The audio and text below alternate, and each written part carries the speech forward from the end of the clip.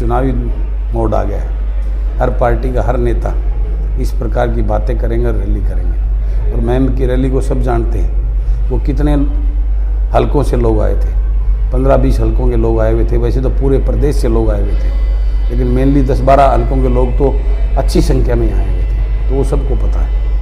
कहा जा रहा है कि सरकार ने कह दिया कि भूपेंद्र सिंह हुड्डा अगर रोहतक से चुनाव लड़ता है तो मैं सिरसा से लड़ूंगा। देखिए, ये उन कांग्रेस पार्टी के नेताओं का अपना निर्णय है, मैं उसके ऊपर कोई टिप्पणी दे दूँ ये उचित नहीं होगा।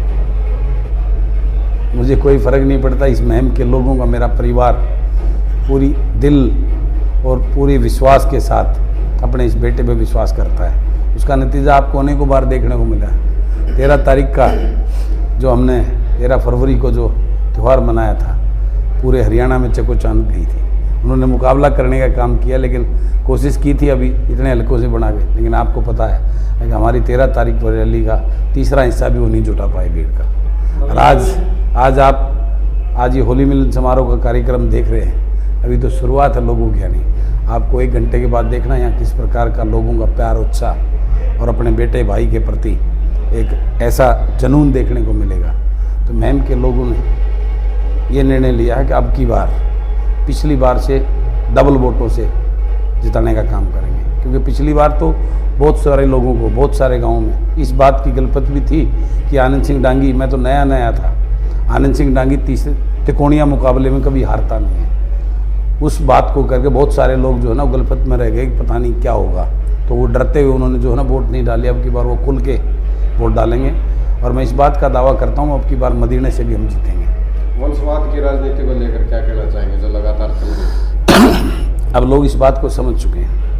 लोग आनंद सिंह डांगी की लूट को 40 साल जिस प्रकार से उन्होंने राजा बनकर यहाँ लूटा है, लोगों से नोट भी लिए हैं और वोट भी लिए हैं, उस प्रथा को हमने बदलने का काम किया है। और अब जो जिस प्रकार के सपने से जोकर वो अपने राजकुमार को गद्दी पे बैठाना चाहते हैं, MLA बनाना चाहते हैं, उस बात को लोग इंतजार कर रहे हैं कब वोट का टाइम आएगा और उस राजकुमार को हम बहुत सारे, आज वो जो है ना हाथ जोड़ता है लोगों के सामने, कहता है मेरे से गलती होगी। वही राजकुमार लोगों भूले नहीं है कि वो बुज़ुर्गों से भी पैर छुआने की, नमस्ते करवाने की जो रखता था।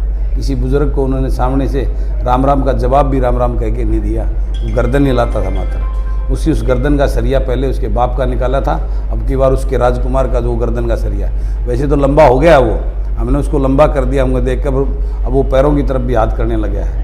अब जो है ना दफ्तर भी खोलिए, 40 साल उन्होंने इस प्रकार से किया है। इस मुहिम के लोगों के लिए कोई एक यहाँ छोटा सा दफ्तर भी 10 कुर्सियाँ नहीं डाली थी जहाँ लोग आके उनसे मिल सके।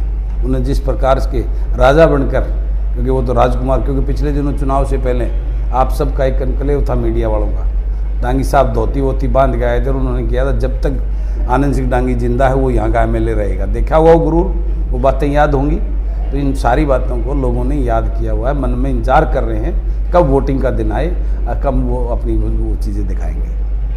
सर, परिवारवाद का आरोप अभी से आपके ऊपर लगना शुरू हो गया है कि नई पार्टी बनाएगी, उसमें भी राष्ट्रीय अध्यक्ष अपनी पत्नी को बनाते। देखिए, मैं एक इंडिपेंडेंट विधायक हूँ और धर्मपत्नी तो अर्धांगिनी होती है। अगर आप अपनी अर्धांगिनी को सम्मान नहीं देंगे तो बाहर के लोग कैसे देंगे आपको? वो एक ताकत होती है हर इंसान की, तो अपनी अर्धांगिनी को मैंने अगर वो सम्मान दिया तो कौन सा परिवारवाद कर दिया? लोग तो ये भी कहते थे मैम से अपनी वाइफ को चुनाव लड़ाएंगे। मैंने उस बात को भी क्लियर किया है कि मैम से बलराज कुंडू चुनाव लड़ेगा। तो इस प्रकार की बातें फैलाना, ये लोगों का प्रचार करना, इन बातों से मेरे को कोई फ़र्क नहीं पड़ता, क्योंकि मैं सेवा भाव से, मैं राजा बनने के लिए नहीं, राजा बनना होता तो मुझे अभी भी मंत्री बनाया जा रहा था।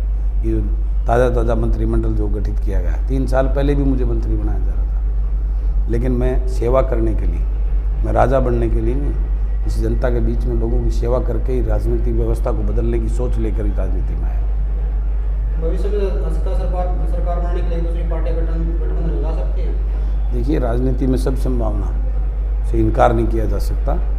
अगर हमारे विचारधारा के साथ में, हमारे मैनिफेस्टो के साथ में कोई पार्टी हमारे साथ हाथ मिलाती है तो निश्चित रूप से हम उसके ऊपर विचार करेंगे, लेकिन उसमें जजपा नहीं होगी, उसमें जो ना भाजपा नहीं होगी, उसमें कांग्रेस नहीं होगी, उसके अलावा कोई दल अगर उस विचारधारा के साथ हमारे साथ हाथ मिलाता है तो निश्चित रूप से उस पर विचार करेंगे।